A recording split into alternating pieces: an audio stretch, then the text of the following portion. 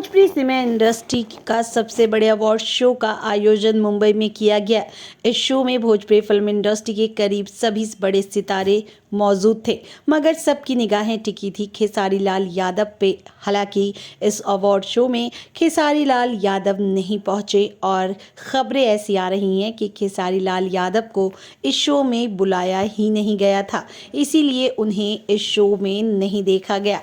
दूसरी तरफ आपको बता दें, भोजपुरी इंडस्ट्री के पावर स्टार यानी कि पवन सिंह को इस अवार्ड शो में पुरस्कार देकर नवाजा गया और उन्हें बेस्ट एक्टर 2024 के रूप में अवार्ड से सम्मानित किया गया और एक्ट्रेस के तौर पर अंजना सिंह को अवार्ड मिला। इसके अलावा आपको और भी कई बड़े बड़े सितारों का इस अवार्ड शो के दौरान कई सारी फिल्मों के लिए उन्हें अवार्ड से नवाजा गया।